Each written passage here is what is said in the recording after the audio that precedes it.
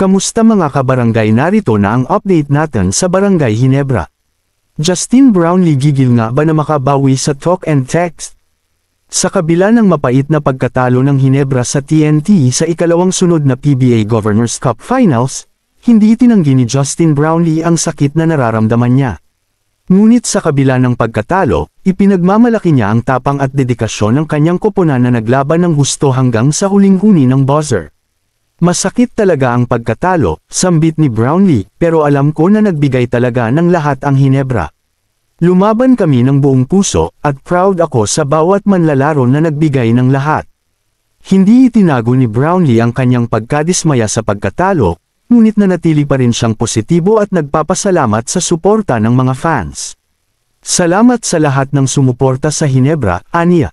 Alam kong nasaktan din kayo sa pagkatalo, pero sana ay hindi ninyo makalimutan ang tapang na ipinakita ng aming koponan. Para kay Brownlee, ang pagkatalo ay isang aral na magagamit nila sa susunod na laban. Hindi ito ang huling laban ng Ginebra, sambit niya. Magpapahinga kami, mag-aaral, at babalik ng mas malakas. Ang pagkatalo ay nag-iwan ng matinding gigil kay Justin Brownlee. Hindi lamang ito basta pagkatalo, ito ay gasolina na magtutulak sa kanya at sa buong Ginebra upang magbalik sa larangan na may mas matinding determinasyon.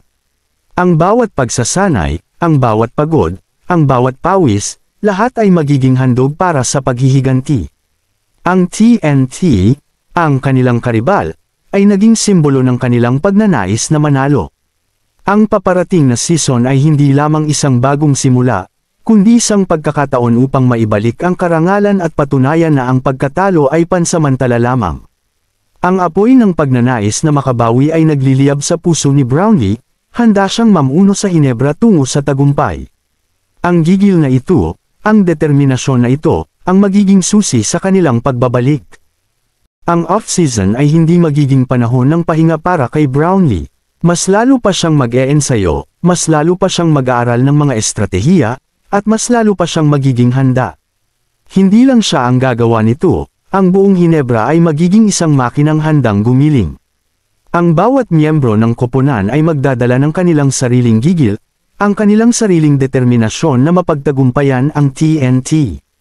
Magkakaroon ng mga bagong drills, mga bagong plays, at mga bagong stratehiya na ilalapat. Ang kanilang pagkakaisa ay magiging mas matibay, ang kanilang komunikasyon ay magiging mas malinaw, at ang kanilang tiwala sa isa't isa ay magiging mas malalim. Hindi ito magiging madali. Alam ni Brownlee at ng buong Ginebra na ang TNT ay isang malakas na kalaban. Ngunit handa silang harapin ang anumang hamon. Handa silang magpakita ng mas malakas na laro, mas matalinong paglalaro, at mas matinding determinasyon. Ang kanilang gigil ay magiging sandata nila, ang kanilang pagkakaisa ay magiging kalasag, at ang kanilang determinasyon ay magiging gabay. Ang paparating na season ay hindi lamang isang laban para sa kampyonato, ito ay isang laban para sa karangalan, isang laban para sa paghihiganti, isang laban para sa pagpapatunay na ang Ginebra ay isang koponang hindi susuko.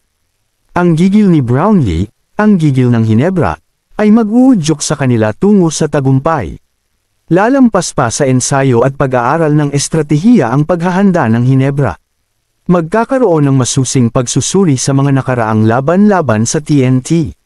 Mapapansin ang mga kahinaan, aayusin ang mga pagkakamali, at gagawa ng paraan upang maiwasan ang mga paulit-ulit na problema.